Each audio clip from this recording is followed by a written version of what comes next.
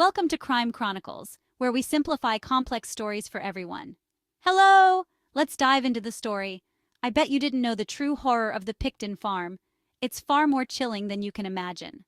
This seemingly ordinary pig farm in Port Coquitlam, British Columbia, held dark secrets that would eventually shock the nation. At the heart of this story is Robert William Willie Pickton, born on October 24, 1949, who grew up in a harsh, loveless environment. The Pickton family business was pig farming, a brutal trade that shaped young Willie from a tender age.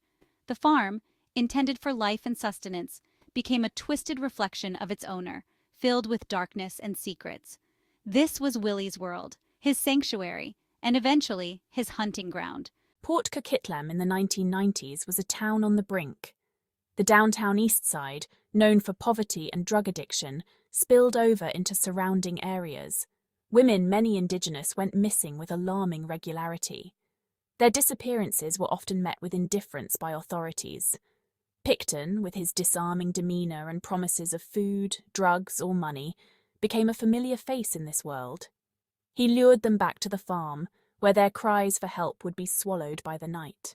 The farm, once a symbol of rural life, became a macabre stage for Pickton's depravity. Behind the ramshackle buildings and rusted machinery, a nightmare unfolded. Pickton's crimes were brutal, fueled by misogyny and a perverse desire for control. The farm became his personal abattoir, a place where human life held no value. The women who fell victim to Pickton were not random targets. They were carefully chosen, their vulnerability a magnet for his darkness. Many were struggling with addiction, living on the margins of society. They were the forgotten, the ignored, the ones who would not be missed. Pickton preyed on their desperation, offering them a warm meal, a place to sleep, or a fix. He presented himself as a friend, a savior, someone who understood their struggles. He gained their trust, only to betray it in the most horrific way imaginable. Their stories, often untold, paint a heartbreaking picture of lives cut tragically short. Sarah de Vries, a talented artist battling addiction, vanished in 1998. Mona Wilson, a loving mother of two, disappeared in 2001. These women, and countless others, were more than just statistics. Pickton, in his depravity, robbed them of their futures, leaving behind a trail of shattered lives and inconsolable grief. As the number of missing women climbed, whispers of a serial predator stalking Vancouver's streets grew louder. Families of the missing, desperate for answers, accused the police of inaction. They argued that the disappearances were not isolated incidents, but part of a larger, more sinister pattern. The police, however, were slow to connect the dots. The victims, often marginalized and involved in sex work or drug use, were dismissed as runaways or transients.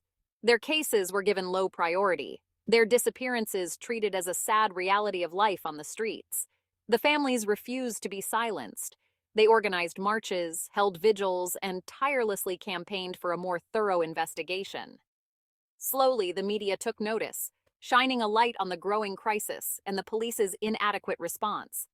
The pressure mounted, forcing authorities to finally acknowledge the possibility of a Section 5, Operation Piggy Palace, the walls close in. In 1999, a glimmer of hope emerged from the darkness. A woman stabbed and left for dead at the Pickton farm escaped and alerted authorities. Her account sent shockwaves through the community, providing the first concrete lead. In 2002, armed with a search warrant, police descended upon the Pickton farm. What they uncovered was far more horrifying than they could have imagined. Operation Piggy Palace became the largest serial killer investigation in Canadian history. The evidence they uncovered was overwhelming and deeply disturbing. Section 6. Inside the Mind of a Monster, the Incriminating Evidence. As the investigation progressed, the full horror of Pickton's crimes unfolded. The evidence painted a chilling portrait of a sadistic and calculated killer. DNA analysis linked Pickton to the remains of numerous women. Items found on the farm, including jewelry and clothing, belonged to the missing. Perhaps most disturbing were the gruesome discoveries made inside Pickton's trailer and a meat grinder on the property.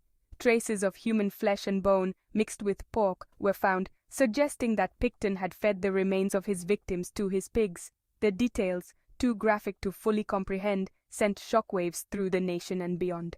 Pickton's trial, which began in 2007, was a harrowing affair. The prosecution presented a mountain of evidence, detailing the forensic findings and chilling accounts of Pickton's own confessions. Pickton claimed he had killed 49 women and Section 7. Justice, delayed and denied, a trial marred by errors. Despite the overwhelming evidence against him, Pickton's trial was not without its controversies. The defense argued that the police investigation was flawed and that the evidence was mishandled. They pointed to the initial dismissal of the surviving victim's testimony and the delay in searching the farm as evidence of police incompetence. The trial also exposed the systemic biases that allowed the disappearances of marginalized women to go unnoticed for so long. The victims, many of whom were Indigenous, were failed by a system that devalued their lives and ignored their pleas for help. The trial, while ultimately delivering a guilty verdict, also exposed the deep flaws in the justice system and the urgent need for reform. The case of Robert Pickton became a chilling reminder of the human cost of On December 9th, 2007, after months of harrowing testimony and deliberation, the jury reached a verdict. Robert Pickton was found guilty of 6 counts of second-degree murder. The courtroom, packed with families of the victims, journalists, and members of the public, erupted in a mix of cheers and sobs. For the families, it was a bittersweet victory.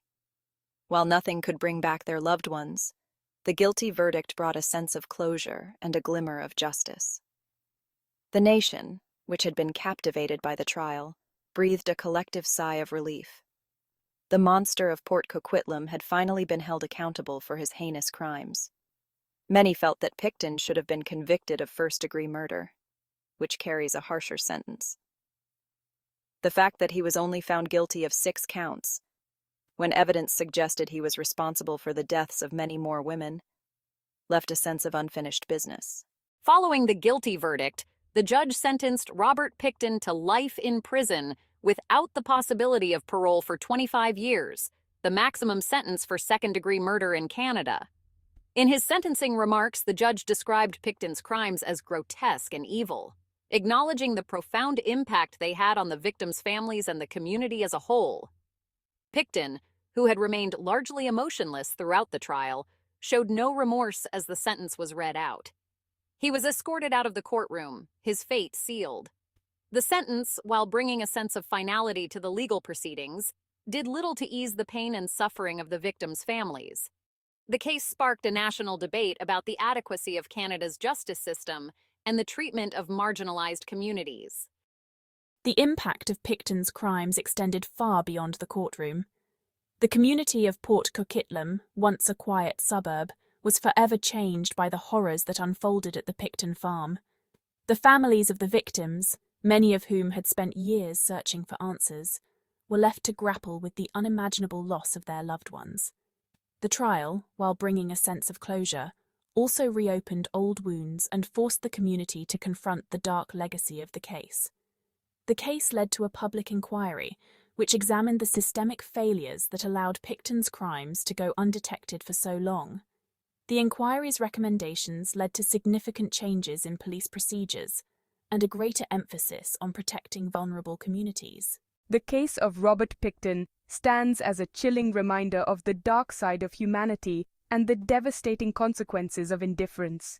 Pickton's crimes shocked the nation and exposed the vulnerabilities of marginalized communities, particularly Indigenous women, who are disproportionately affected by violence. The case forced Canada to confront uncomfortable truths about its past and the systemic biases that continue to plague its institutions. In the aftermath of the Pickton case, there has been a concerted effort to address the systemic issues that allowed such a tragedy to occur.